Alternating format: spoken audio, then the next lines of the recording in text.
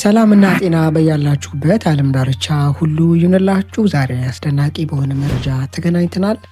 በይበልጥ በኦስቲዮአርትራይተስ ኒ ኦስቲዮአርትራይተስ ወይም ደግሞ ጉልበት አካባቢ ለሚከሰት ቁርጥማት ህመምና ተመሳሳይ ምልክቶች፣ ህመሞች፣ ስሜቶች የተጋለጣችሁ ሰዎች ማድረግ የምትችሉትን ሙሉ በሙሉ ተፈጥሯዊ የሆነ በርካታ ጥናቶች የሚደግፉት መፍትሄ መስጠት አቅምና ብቃት ያለውን መፍትሄ ወደ እናንተ ይዤላችሁ መጥቻለሁ። ይህ መፍትሄ ሙሉ በሙሉ ተፈጥሯዊ ነው። ይህ መፍትሄ ከ3 እስከ 6 ሳምንታት ባሉ በእነዚህ ጊዜያቶች ውስጥ ለውጦችን ማየት እንድትችሉ ይረዳችኋል፣ ያግዛችኋል። እነዚህ መፍትሄዎች በሁለት አይነት መንገድ እንመለከታለን።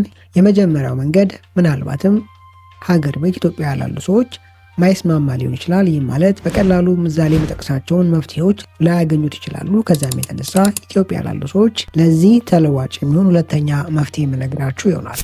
ሁለቱም መፍትሄዎች ግን በዋነኝነት በውስጣቸው የያዙት ኮምፓውንድ ወይም ባዮአክቲቭ የሆነ ኬሚካል ተመሳሳይ አንድ አይነት ነው። ከብዙ አክብሮትና ትህትና ጋር ትምህርቱን ላይክ ማድረጋችሁን አትዘንጉ። ይህ ቪዲዮ ወደ እናንተ ሲመጣ በርካታ ሰዓታትን ፈጅቼ የተለያዩ ጥናት ውጤቶችን ተመልክቼና ሰዓት ወስጄ አይቼ ለእናንተ በሚስማማ መንገድ አዘጋጅቼ ነውና በቀላሉ አትዩት። ላይክ ማድረጋችሁን አትዘንጉ። የእናንተ ላይክ የትምህርት ብዙ ሰው ጋር እንዲደርስ እንዲማሩበት ያደርጋል። ትምህርቱ ለሌሎች ሰዎች ማጋራታችሁንም አትዘንጉ። ምናልባትም እዚህ ላይ ማነሳቸውን ሀሳቦች በስፋትና በጥልቀት ማየት መመልከት የምትፈልጉ ሰዎች ካላችሁ ኮመንት ላይ ልትጽፉልኝ ትችላላችሁ። ለእናንተ ተጨማሪ ሊንኮችን ልልክላችሁ ይችላለሁ። በእነዚህ ሊንኮች የማነሳቸው ትምህርቶች ላይ ያሉ ጥናት ውጤቶች ምን ያህል ተቀባይነት ያላቸው እንደሆነ ገብታችሁ መመልከት ትችላላችሁ። በቻናሌ አዲስ የሆናችሁ ሰዎች ቻናሌን ሰብስክራይብ በማድረግ የተለያዩ ጥናት ውጤቶችና አርቲክሎች ላይ ሳይንስ ላይ መሰረት አድርጌ በማመጣላችሁ ትምህርቶች የራሱንና የቤተሰቡን ጤና ይጠብቁ። በዚህ ትምህርት ላይ የምንመለከተው ስለ ኢኑሊን ነው። ኢኑሊን ተብሎ የሚጠራው ይህ የፋይበር አይነት ነው። ፕሪባዮቲክ የሆነ የፋይበር አይነት ነው። ኢኑሊን ፕሪባዮቲክ ፋይበር ነው ስንል ምን ማለታችን ነው?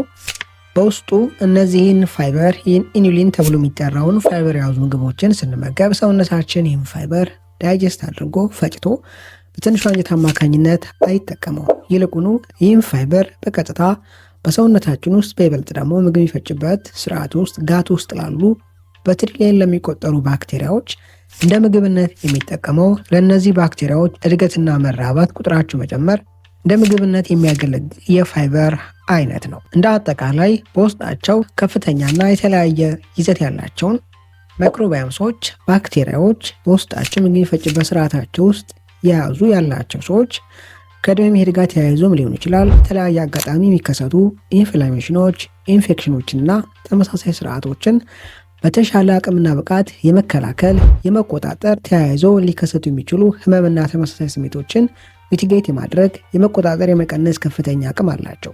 እንዴት ነው ይህ ኢኑሊን ተብሎ የሚጠራው ፋይበር ከጉልበት ህመም ጋር ተያይዞ መፍትሄ ሊሰጠን የሚችለው? እንዴት ይህን ኢኑሊን ለሰውነታችን ማቀበል እንደምንችል በሁለት አይነት መንገድ እነግራችኋለሁ።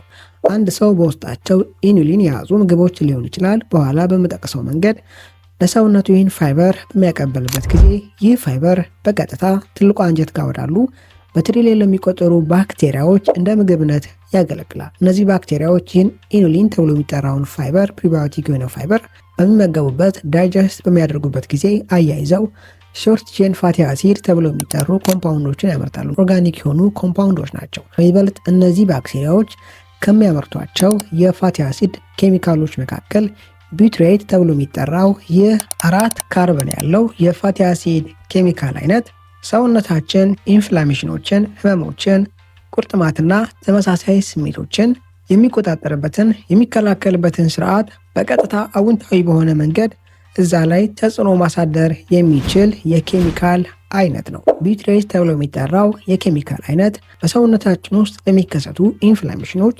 ጉልበታችን ጋር ለሚከሰተው ጭምር ወደ እነዚህ ሰውነት ክፍሎቻችን ላይ የሴሎች መቆጣት፣ የመገጣጠሚያዎች መበሳጨት፣ እብጠትና ተመሳሳይነት ስርዓቶች እንዲቀሰቀሱ የሚያደርጉ እንዲህ አይነት መልእክቶችን ተሸክመው በደም ቧንቧ ውስጥ በመንቀሳቀስ ወደ እነዚህ ሰውነት ክፍሎቻችን ህመምና ተመሳሳይ ስሜቶች እንዲካሄዱ የሚያደርጉ መልእክተኛ ሞለኪውሎችን የማምከን እነዚህን የመቆጣጠርና በደም ቧንቧ ውስጥ የሚኖራቸውን ቆይታ የማሳጠር አቅም አለው። ኢኑሊን ተብሎ የሚጠራውን ፋይበር የያዙ ምግቦች አዘውትረው የሚመገቡ ሰዎች በውስጣቸው ከፍተኛ የሆነ ቢትሬት ብለን የጠራነው ኬሚካል መጠን እንዲጨምር ከማድረግ በተጨማሪ GLP-1 ተብሎ የሚጠራው ይህ የሆርሞን አይነት ምግብ የሚፈጭበት ስርዓት ውስጥ ከፍ ባለ መጠን እንዲኖር ያደርጋል። ይህ የሆርሞን አይነት ሰውነታችን ህመምን በተሻለ ደረጃ መቆጣጠር፣ ክሮኒክ ወደሆነ ደረጃ እንዳይደርስ የማድረግ ተግባርን ከማከናወን በተጨማሪ ለጡንቻ ጤንነት እጅግ አስፈላጊና ጠቃሚ የሆነ የሆርሞን አይነት ነው።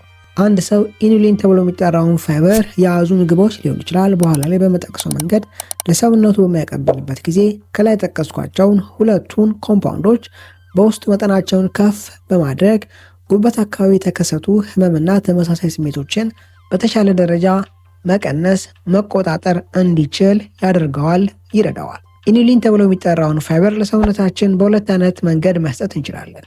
አንደኛ ከምግብ ነው። የሚከተሉት ምግቦች በውስጣቸው በከፍተኛ ደረጃ ኢኑሊን ተብሎ የሚጠራውን ፋይበር ይዘዋል።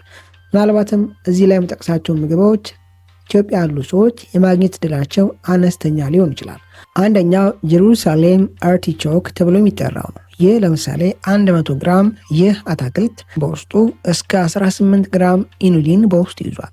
ሁለተኛው ዳንዲላዮን ግሪን ተብሎ የሚጠራው ይህም በተመሳሳይ መንገድ 100 ግራም የዚህ እጽዋት በውስጡ እስከ 13.5 ግራም ኢኑሊን ይይዛል። እነዚህ ሁለቱ በውስጣቸው ከፍተኛ ፋይበር የያዙ አንድ ሰው አብስሎ ሊመገባቸው የሚችላቸው የእጽዋት አይነቶች ናቸው።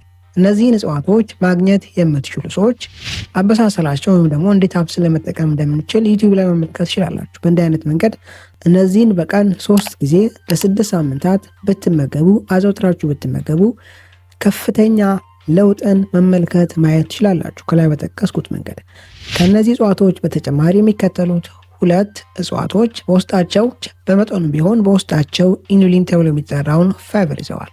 ነጭ ሽንኩርትና አስፓራገስ። አስፓራገስ በአማርኛው በግዶኒስ የሚባል ይመስለኛል። ቪዲዮ ላይ የምትመለከቱት አይነት ነው። ነገር ግን አንድ ሰው ነጭ ሽንኩርትን በብዛት አይመገብም። እንደ ምግብ አንድ ሰው ነጭ ሽንኩርትን ሊመገብ አይችልም። ከዛም የተነሳ አንድ ሰው ነጭ ሽንኩርትን በመመገብ ብቻ በቂ ኢኑሊን ለሰውነቱ ኢኑሊን ተብሎ የሚጠራውን ፋይበር ለሰውነቱ ማቀበል አይችልም።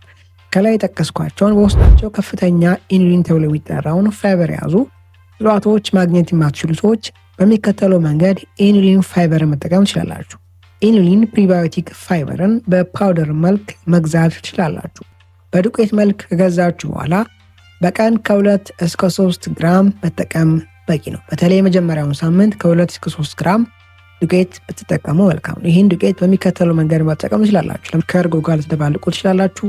ከቡና ጋር፣ ከሻይ ጋር ደባልቃችሁ ልትጠቀሙ ትችላላችሁ። ካልሆነም ለብ ባለ ውሃ ከ2 እስከ 3 ግራም ኢኑሊን ፓውደር የዚህን ፋይበር ፓውደር ወስዳችሁ በጥብጣችሁ መጠጣት ትችላላችሁ። ሰውነታችሁ እየለመደ ሲመጣ የተቀሩትን ሳምንታት እስከ 8 ግራም መጠቀም ትችላላችሁ። አሁንም ጥንቃቄ ልታደርጉ የሚገባው ከዚህ በፊት በውስጣቸው ከፍተኛ ፋይበር ይዘት ያላቸው ምግቦች አዘውትራችሁ የመመገብ ልምድ የሌላችሁ ሰዎች የሚከተሉትን ስሜቶች ልትመለከቱ ትችላላችሁ። ግሳት፣ የሆድ መነፋት፣ ከፍ ሲልም ድርቀት፣ አንዳንዴ ማስቀመጥም ሊከሰት ይችላል። ከዛም የተነሳ በጣም መጠኑን የቀነሳችሁ በቀን ውስጥ በቂና ከፍተኛ ውሃን አያይዛችሁ መጠቀም ያስፈልጋችኋል። ኢኑሊን ፋይበርን በሰፕሊመንት መልክ መጠቀም የሌለባቸው የሚከተሉት ሰዎች ናቸው። አንደኛ የተለያዩ መድኃኒቶችን እየወሰዱ ያሉ ሰዎች፣ ሁለተኛ የተለያዩ ጤና እክል ያጋጠማቸው ሰዎች፣ ሶስተኛ እያጠባች ያለችና እርጉዝ የሆነች ሴት። እንደ አጠቃላይ ግን አንድ ሰው የሚወስደው መድኃኒት ካለና የጤና እክል ካለበት ይህን ኢኑሊን ፋይበር ፕሪባዮቲክ ፋይበር በሚገዛበት ጊዜ ከሚገዛበት ቦታ ካለ ኬሚስት ጋር ስላለበት የጤና ሁኔታ ተመካክሮ እንዴት መጠቀም እንዳለበት መረጃዎችን ማግኘት ይችላል። ይህን ፋይበር አዘውትራችሁ ከላይ በጠቀስኩት መንገድ በመጠቀም ከ3 እስከ 6 ሳምንታት በእነዚህ ጊዜያቶች ውስጥ ከፍተኛ ለውጥን መመልከት ማየት ትችላላችሁ። በዛሬ ትምህርታችን ላይ ጠቃሚ ሀሳቦችን፣ ምክሮችን እንዳገኛችሁበት ተስፋ አድርጋለሁ። በቀጣይ በአስተማሪ ቪዲዮ እስከምንገናኝ መልካም ጊዜ ይሁንላችሁ ባይ